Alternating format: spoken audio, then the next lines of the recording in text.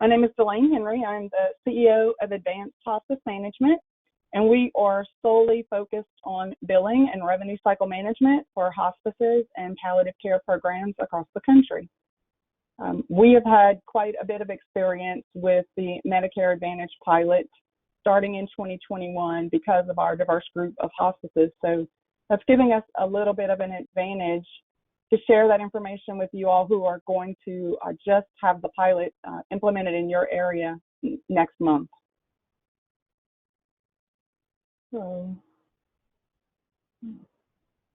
share my screen here. So for anybody who is not familiar with the pilot, Medicare has a program that started again in 2021 that is carving in the Medicare Advantage program to cover hospice, which historically we all know has not been impacted by Medicare Advantage in the past.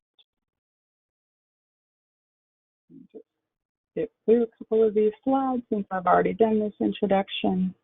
And I want to be clear that this presentation is going to focus on newly participating plans. So plans that are now going to start participating in the pilot January 1st, 2023. And that's important because plans who have participated in the past years interact with hospices differently. And that's a whole nother can of worms that I will cover in a follow-up presentation. But I want to focus on the hospices who are brand new to this program and this process. And I want to make sure that we talk about how you understand how a patient becomes a VBID patient, or when you would bill the Medicare Advantage plan. And of course, in this plan, you bill both Medicare and the Advantage, but when the plan would be responsible to pay the hospice services.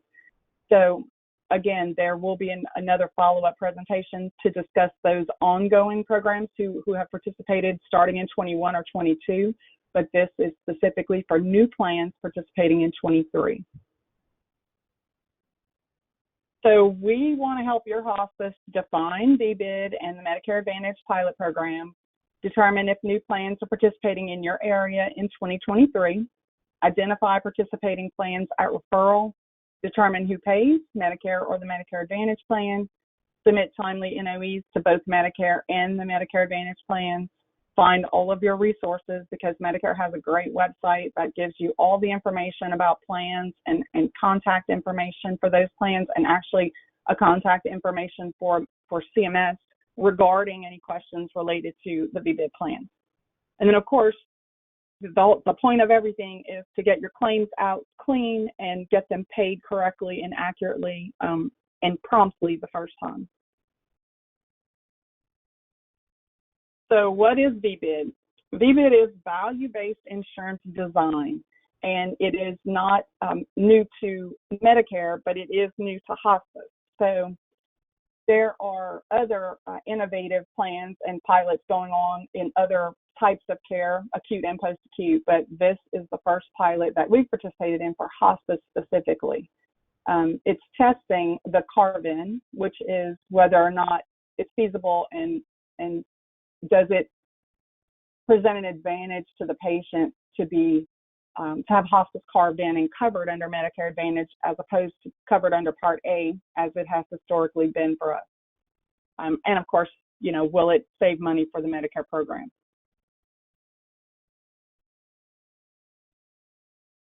So first question, is your hospice located in an area that will be covered by a Medicare Advantage plan participating in the pilot in 2023? If not, all patients are covered under Medicare Advantage will be covered by traditional Medicare as it's always been. And I have most in parentheses because there are exceptions. We have seen patients move from one geographic area to another, and they have a participating VBID plan in their home area, home state, and they move elsewhere, maybe to be cared for by another family member or just, a move, and that plan moves with them, right? So a hospice who has not known or participated in any of the value-based design program and is not in an area covered by any participating plans could have a patient that either transfers to you or admits to your hospice that actually has a VBID plan, which means you have to bill the plan. So there are exceptions, few, but there are some. But for us, I anticipate that everyone on this call has plans participating starting 1/1 of 2023. So know what plans are participating in your area. There are links in a slide at the end of this presentation that gives you all of this information. And Medicare has been great about giving us a spreadsheet of plans for every year. And it's important because some plans participated in January 2021 and throughout that year, but then dropped out in 22.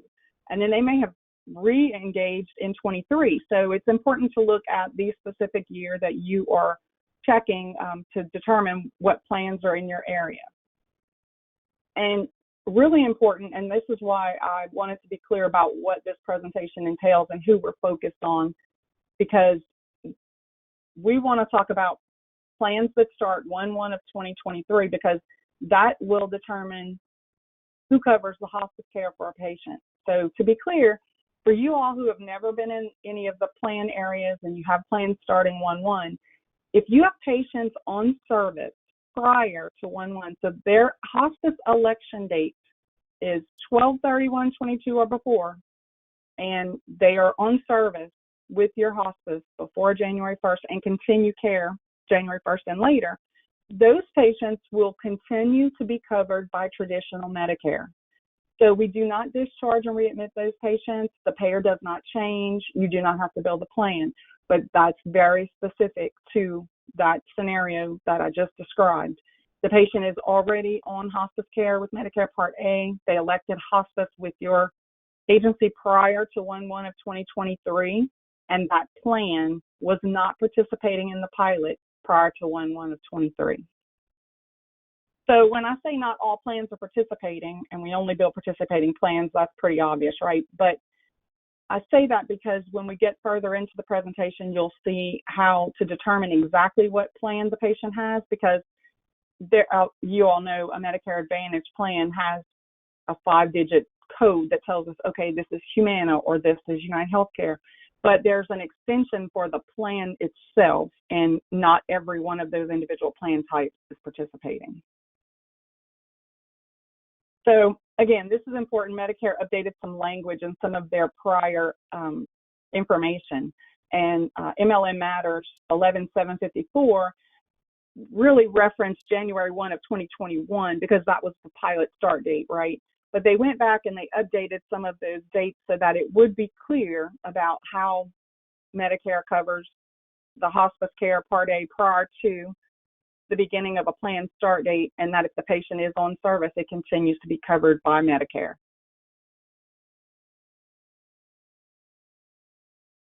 A lot of these slides are snips that I took from the resources that you'll have in that final slide, but this was important because you want to make certain that we know what rules the pilot has in place and what rules the plans have to follow.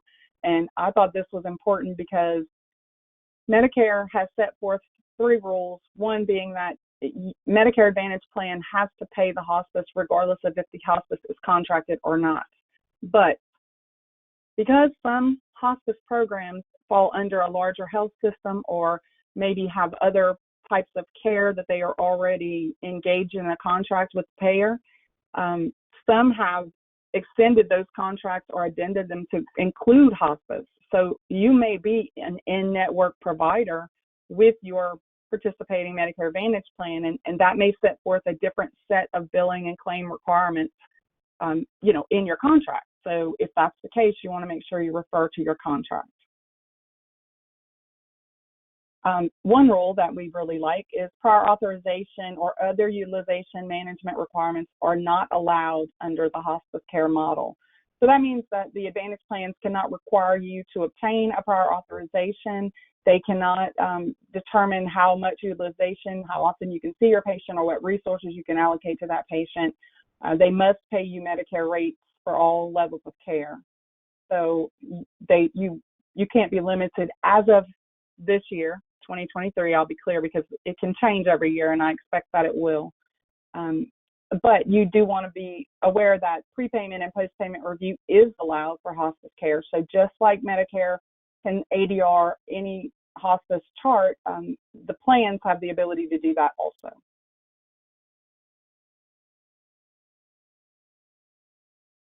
So an in-network provider, again, must follow all rules that you have set forth in your contract.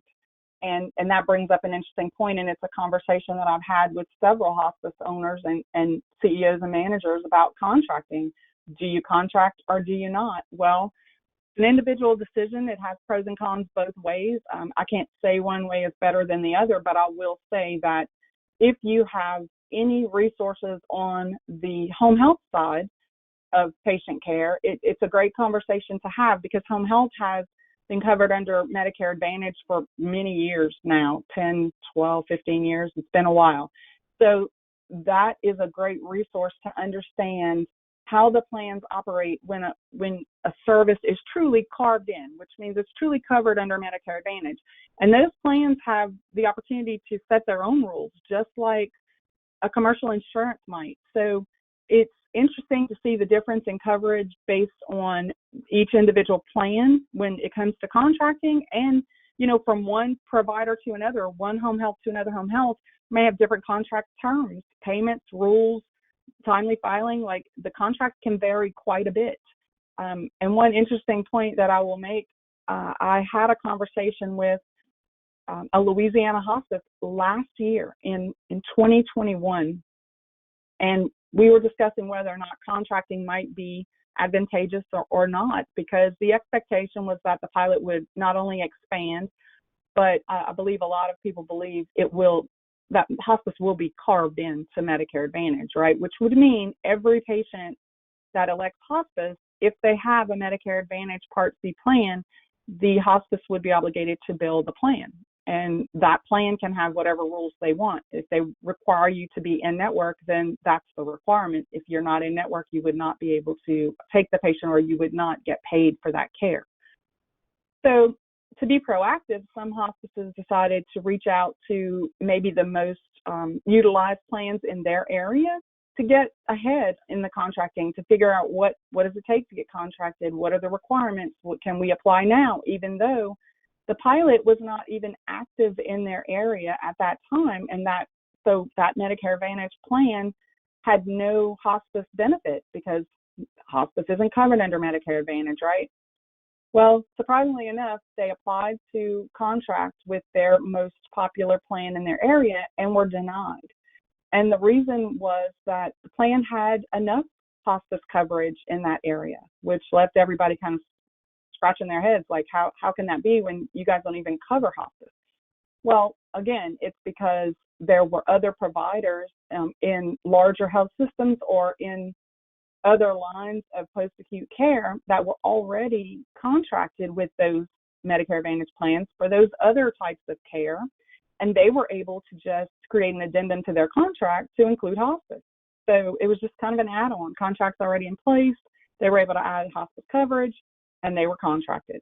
So it's definitely a concern and a challenge for hospices who are not part of any other system, or who do not offer any other type of hospice or healthcare, where you may already have a Medicare Advantage relationship with some of these plans. So just, some points that you may consider when it comes to trying to determine if you want to contract or not contract.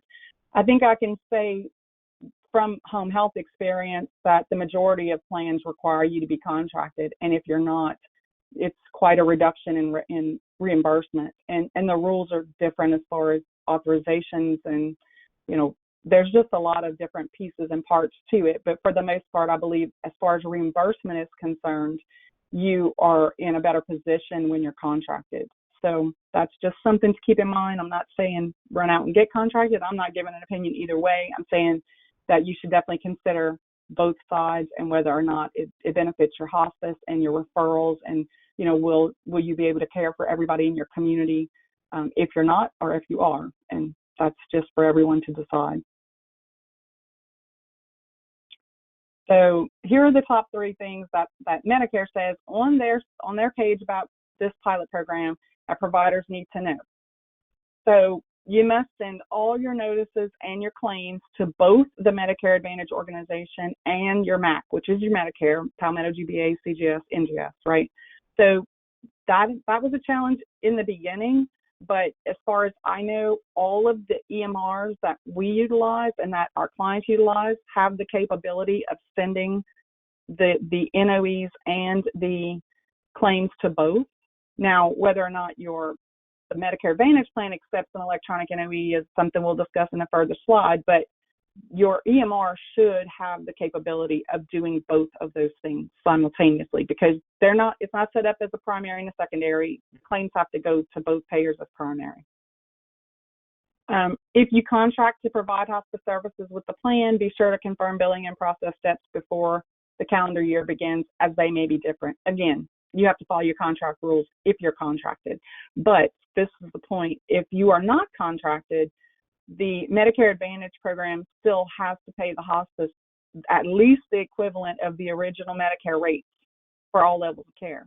So that's important, that even a non-contracted hospice will be paid by the Medicare Advantage plan at the hospice reimbursement rates. And the model does not permit prior authorization requirements around hospice elections or even transitions between the different levels of care. So all good points. Again, this is for 2023, could change in 2024. And I've already pointed out these 2 points. They cannot require auth or utilization, but they can do a post-pay review or even a pre-pay review.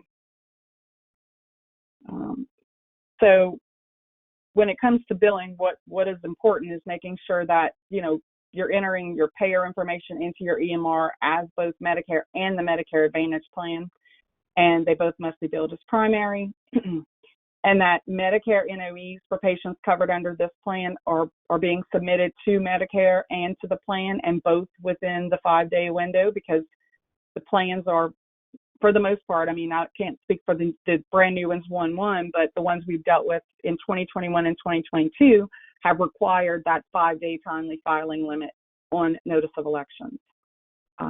And a point that I just wanted to make out was the Medicare Advantage plans check the common working file to be certain that hospices have filed their NOE and established a hospice election period before they'll process your claims.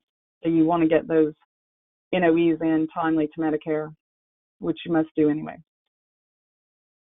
So it all comes down to Medicare eligibility, right? You want to make sure that when you're checking eligibility for patients that you can identify the plan the patient has and then cross-reference it to the plans that are participating in the Medicare Advantage pilot. So if you need to submit an NOE to the plan also, and is the plan going to pay your claims, and make sure you set up everything correctly in your EMR to get your claims out to the right payers. So I'm sure everyone knows how to check Medicare eligibility, but I just wanted to throw these in to be certain that you all know where to find the information.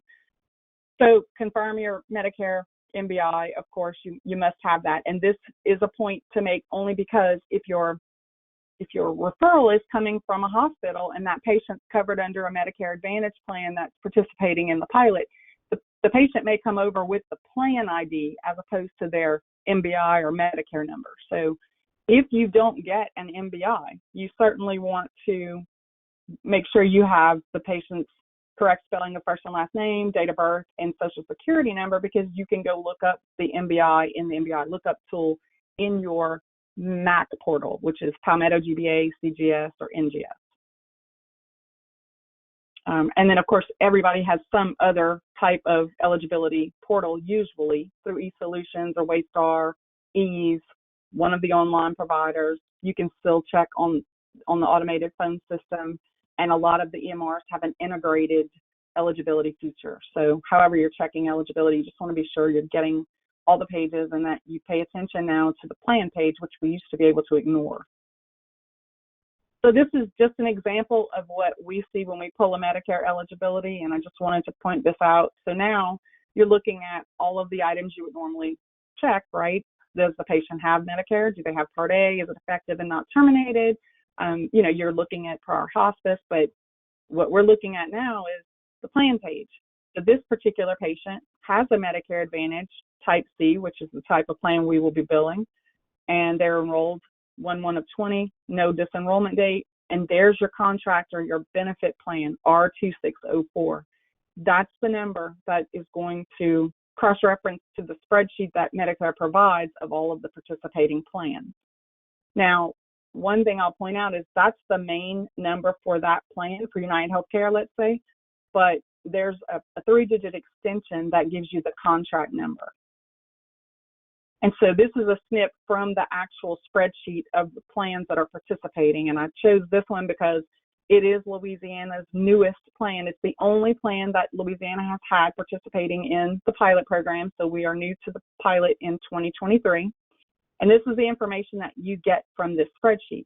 So you get that contract number, but you get that plan ID, and you really need that plan ID because as you see it's 019, there might be 20 plans under this particular payer, but only 019 is participating. If you're not getting that information from your eligibility, you may check it on the online portal for your MAC. And if you're not getting it that way, you definitely want to call and find out what plan that patient has. You can call Vantage or whomever the plan is and confirm whether or not it is actually one of the participating plans or not. And look, worst case scenario, you send your notice of election to the plan. You also have to send it to Medicare anyway. You send out your claims, and you find out at that point that this plan isn't participating and Medicare is going to pay you. So it's really, you maybe did a little bit more work up front, but you've done all of your steps in case the plan is participating. And then when Medicare pays, you figure out that, well, this is not one of those participating plans. So you always want to make sure if this contract ID matches anything on that spreadsheet that you determine who, what plan it is it participating, and what next steps you need to take for that patient to be certain you get paid. So this is just everything across the top of that spreadsheet. And again, I gave you guys a link to the spreadsheet so you'll have it. You can download it to your computer. You can share it around in the office. You can make sure everybody has a list. But it gives you all the information, and it sorts by state, but it also sorts by what they call county code, which is your CBSA code, right? So if you control F to find something on this spreadsheet, you can do it by state, you can do it by CBSA, you can do it by county, which Louisiana parish, same thing. It'll all be on that spreadsheet, so it's pretty easy to search. So this is another step that's super important. You want to find out, okay, now we're in the pilot. Now we know we have patients who may have these plans, and this starts January 1. So what do we need to know from the plan? Well, we need to know, how are they going to accept NOEs? Will it be, electronic? Can it go as a claim? Can it go as an NOE directly? Or, can it go through the payer portal or clearinghouse? And these are all really valid questions because we've had all of these issues with prior plans when they first started, where they really didn't know how they were going to accept these items. And the NOE in particular is especially important, right? So I reached out to Vantage, again, because Louisiana has the first plan starting 2023, and it is Vantage. And they, at that point, which was in September, did not know how they were going to accept NOEs. And I asked, some other questions, and they said they would get back to me. I haven't heard back from them, but I did send an email at the beginning of last week, and I will follow up to see if they have an outlined process. I checked their website. I don't see anything that even references the Medicare Advantage pilot program, but that's not unusual. But I will continue to follow up with them, and as providers, you guys should do the same for any plans in your area, because keep in mind, these are newly participating plans, right? So it's new to them. Hospice is new to them, just like Medicare Advantage is new to us. So we don't want to assume that they're going to all be ready on the first and everything's going to go smoothly because, we know historically maybe that's not always the case. What we did find in the past is they granted us some grace because they were not ready. So we just want to make a clear line of communication between the hospice and the Advantage plan so everybody can work together to sort it out quickly if there are any roadblocks. And there may not be, but better safe than sorry, right? We want to know what to expect. So for the plans we already work with that, we've been with since 2021 or 22, some of those plans accept an electronic NOE in a claims format, just like you're sending an electronic NOE through to Medicare, and some go through any of the clearinghouses. So if the plan's available through the clearinghouse, then the NOE can be submitted that way. Some are only accepted through Eligibility. Some are only accepted through the payer's website or portal. And I put fax or email in question mark, and that's kind of a joke, but not really. I would not expect any of the plans beginning on January 1st, 23 to accept fax or email NOEs. But at the beginning of 21, we actually did have some because they didn't know what the NOE was or how to process it or what to do with it. And they just gave providers a way to get the information to them while they sorted it out. So I don't expect to see that, but just wanted to throw it out there that we have seen it in the past. And submitting claims to the Medicare Advantage plans, right? So we've not done that either. So you definitely want to find out when you're reaching out to that provider or that plan, do they have an electronic payer ID, which they should. And if you go into your clearinghouse, you may be able to locate that plan, and you should be able to. And you can just confirm with them, ask, hey, is this the right payer ID? So that you can be certain your EMR is set up correctly, that your claims flow to your clearinghouse correctly, and they go on to the right payer. And make sure that, they will accept them through a clearinghouse and that they do not have to go specifically through their payer portal. And I have seen some that want their claims only through Eligibility, but, we can find those things out. Definitely questions you want to ask when you contact your plan. So what steps do you guys need to take? What's the steps the hospices want to take now? You want to contact the participating plans to determine how they'll accept NOEs and claims. If they say, a portal, a payer portal or Eligibility as opposed to maybe a clearinghouse you currently use, then you want to make sure that you have access, enroll in those portals, and make sure everyone in your office who needs a login and password has one. You want to educate your intake and eligibility staff and the billing team about what plans are participating in your area, how to identify them on admission. So when you're checking eligibility, everyone knows, yes, this is a patient who will be covered under Medicare Advantage as opposed to Medicare. You want to make sure that everybody responsible for notice of elections knows that they have to go to the plan within 5 days. We treat the Medicare notice of election like an insurance authorization, right? It's not something we submit as a billing service, but it is something we helped our hospices understand and enroll in the right portals and make sure they were submitting those things correctly and to the right payers, because it's just like an eligibility request or an authorizations request, You have to make sure you do it timely, and you have to make sure it's submitted and accepted, not just submitted, but confirmed that it's accepted by the payer. And then, of course, you still have to submit to Medicare. You have to make sure that all of the NOEs are submitted timely, and the claims have to go to Medicare as well.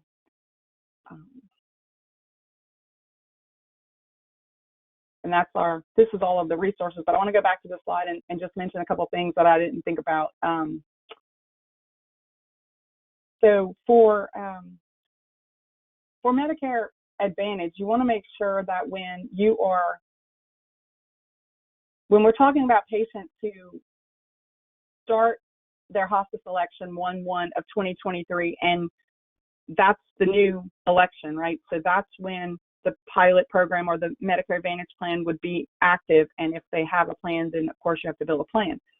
But patients who are currently on service with your hospice prior to January 1st, and they elected Medicare hospice benefit before 1/1, those patients remain Medicare. They don't change to the Medicare Advantage plan just because their plan is participating in the pilot, right? But so we all know, don't go discharge patients and readmit them. That's not necessary. But what's extremely important is it's a mindset change for everybody in the office with regard to readmissions. So if a patient is on service with you as a Medicare primary patient, and they may have a plan and you didn't really have to address it because the patient was on service prior to 1/1, but if that patient revokes, enters a non-contracted facility, just decides they don't want hospice anymore, and then readmits at a later date, then the patient is covered under the Medicare Advantage plan because that election is taking place after 1/1. So extremely important to get out of the mindset of assuming because your patient was Medicare on the last admission that they're Medicare on the new admission. And we're talking a couple of days difference sometimes, right? So patient is on service today and revokes and comes back tomorrow. Well, if they were in a pilot area and they have a plan that participates, yesterday they were Medicare Advantage or Medicare Primary Part A, but new admission tomorrow, they are now covered under the Medicare Advantage plan. So it's extremely important that everyone is aware of that everyone is checking eligibility upon readmission every time so that you're making sure everyone doesn't just put the patient back in to your EMR as they were set up prior with Medicare as primary, and then you're missing your Medicare Advantage notice of election and you're not submitting your claims. And you won't find this out until you bill that first Medicare claim. And we all know that could be 45, 60 days after you start service, right? Depending on the day of admission, depending on when claims go out, depending on all kinds of factors. So really important to make sure everyone is aware that, okay, now we have this pilot program active in our area, and it's important that we know upon readmission that everyone is checking eligibility and verifying if they have a participating plan and following the steps to make sure you get paid properly by the plan. So again, these are all of the resources that are available, and this is where all of my information came from, all of my slides. The top one takes you to just the overall page. The second one takes you to the plans. It's a spreadsheet with all of your plans on it. And the third one is just the same plan but downloadable. So the same spreadsheet of plans. And in the pilot page in Medicare for each plan, there are contacts for each plan, which is great. You have emails, you may have phone numbers. So when you go to that page and you start looking at all of those new plans, there are people to reach out to you directly to ask questions and find out all of the things that we've talked about in this presentation, so you can be ready for January 1st. And then there is the email here at the bottom, this vbid@cms.hhs.gov, which is great because that is actually the VBID pilot, right? So if you run into issues with your plan, or if you're not getting answers the way you need, or you know, whatever, I'm not saying just for complaints, but for additional questions or maybe questions the plans can't answer, you can go straight to CMS. And I have used this email and they do respond, which is great.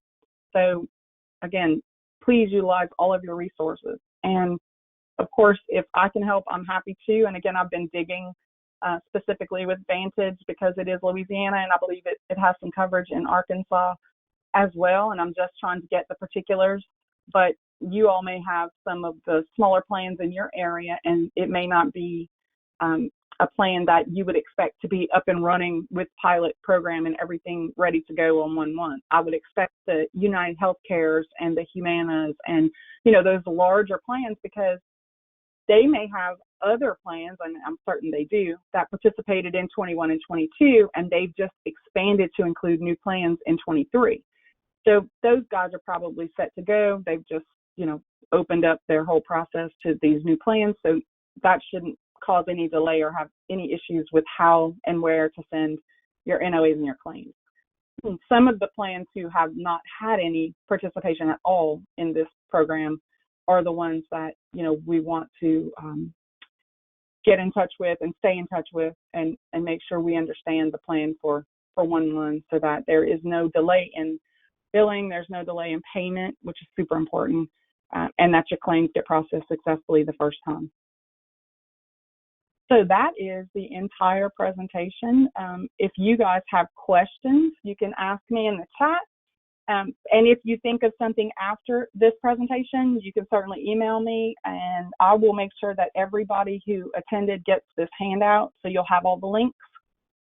But anybody have any questions, just drop them in the chat, and I'll answer those for you. And I'm pretty sure I can read the chat. I don't know if anybody's typing, but I don't see anything coming in here. So if you have any questions after this presentation, please let me know. And again, I'll share with specifically Louisiana and Arkansas any information that I find out about Vantage.